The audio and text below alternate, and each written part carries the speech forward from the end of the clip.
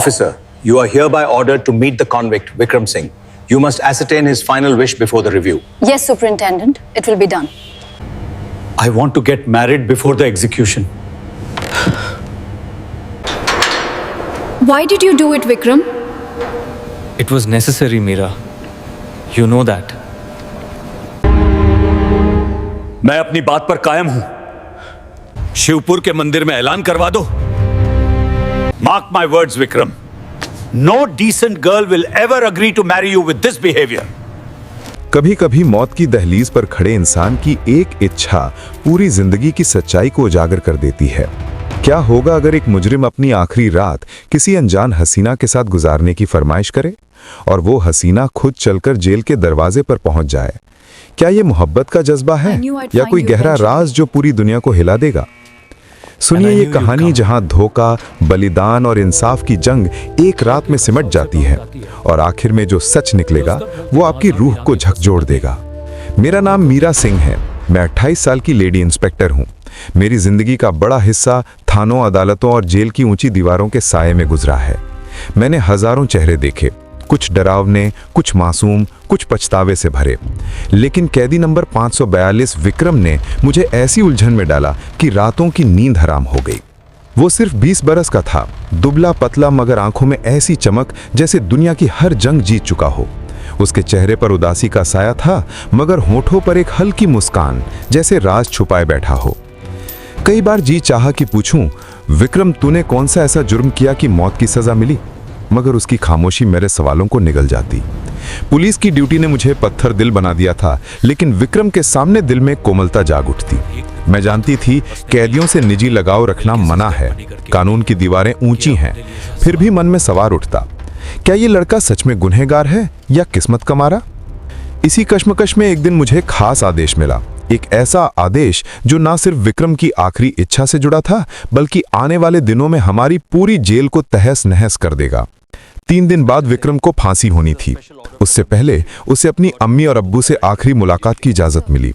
ये खबर सुनते ही मेरे सीने में बेचैनी फैल गई। जेल का माहौल हमेशा सख्त रहता, मगर आज हवा में डर और मायूसी घुली हुई थी। मैं जानती थी मौत की सजा पाने वाले हर कैदी को आखिरी ख्वाहिश का हक मिलता है, चाहे स्पेशल खाना, मुलाकात या कोई और तमन्ना। लेकिन विक्रम ने जो मांगा वो किसी ने सोचा भी न था। विक्रम शर्मा एक साधारण घराने का लड़का था। जब वो अपनी अम्मी से मिला तो वो नजारा दिल चीर देने वाला था। वो औरत बेटे से लिपटकर बिलख रही थी, तू बेकसूर है बेटा, कोई चमत्कार होगा। उसकी उम्मीद ने मुझे झकझोर दिया। सजा सुनाई जा चुकी थी, फिर भी वो यकीन में डूबी थी। उसी दिन मुझे विक्रम से आखिरी इच्छा पूछने का हुक्म मिला। मैंने सोचा शायद घर वालों से वक्त मांगेगा या कोई मामूली बात, लेकिन जब मैं उसके पास गई, उसके चेहरे पर अजीब सुकून था। मैंने नरमी से पूछा, विक्रम तेरी कोई आखिरी ख्वाहिश है? हम पूरी करने की कोशिश करेंगे। वो एक पल खामोश रहा, फिर बोला, हाँ एक है, मगर वादा करो पूरी होगी। मैंने कहा, यह हर कैदी का हक है। मैंने समझा किसी से मिलना चाहता होगा, लेकिन जब मैं उसे एसपी साहब के पास ले गई और उन्होंने पूछा, बेटा तेरी आखिरी ख्वाहिश क्या है, तो उसके मुंह से निकले लफ्जों ने सबको स्तब्ध कर दिया। विक्रम ने कहा, मैं जिंदगी में पहली दफा शादी करना चाहता हूं, अपनी बीवी के साथ एक रात बिताना चाहता हूं फांसी से पहले। कमरे में सन्नाटा छा गया। मैं, एसपी साहब, सब हैरान एक दूसरे को देखने लगे। एसपी साहब ने गंभीरता से कहा, बेटा शादी करवा सकते हैं, मगर सोच कौन लड़की तेरे साथ आएगी? सब जानते हैं तुझे 3 दिन बाद मौत है। तू गरीब है, ना दौलत ना रसूख, कौन क्यों अपनी जिंदगी बर्बाद करेगी? विक्रम खामोश सुनता रहा, चेहरे पर वही सुकून। फिर बोला, मैं अपनी बात पर कायम हूं सर। एसपी साहब ने गुस्से में कहा, कोई और मांग ले, ये नामुमकिन है। विक्रम ने धीमे से कहा, सर फिक्र न करो, शादी हो जाएगी। बस शिवपुर के मंदिर में ऐलान करवा दो कि कैदी विक्रम शर्मा मौत से पहले एक दिन की शादी चाहता है, किसी ऐसी औरत से जो अपनी मर्जी से आए। यह सुनकर मैं चौंक पड़ी। कमरे में खामोशी पसर गई। विक्रम ने कहा, अगर कोई आई तो रोकना मत, वरना कोई और इच्छा नहीं। उसकी आंखों में सच्चाई थी, किसी को ना कहने की हिम्मत न हुई।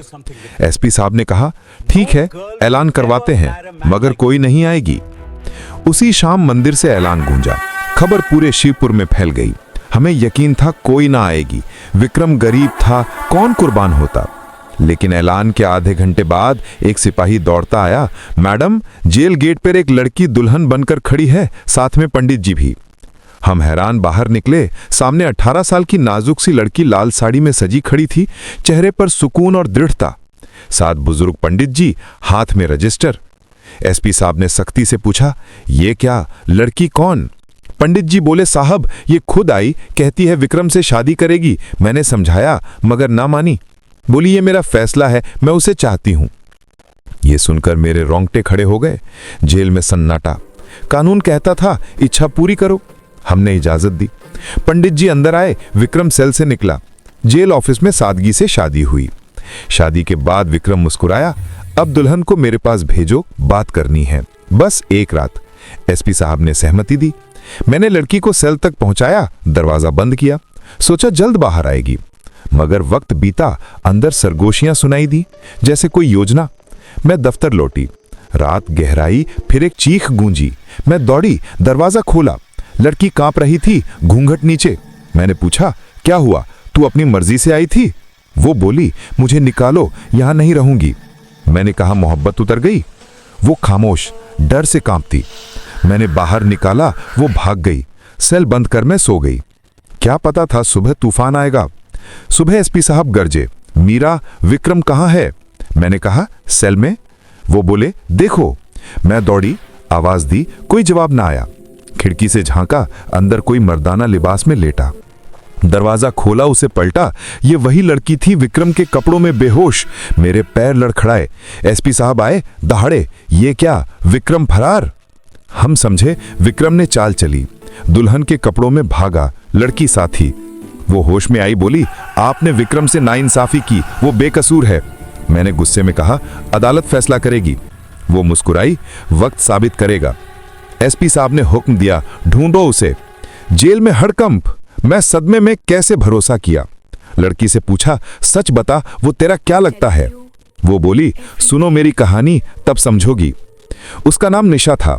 वो बोली, विक्रम मेरा फुफेरा भाई है, बचपन से बहादुर, कभी डरा नहीं।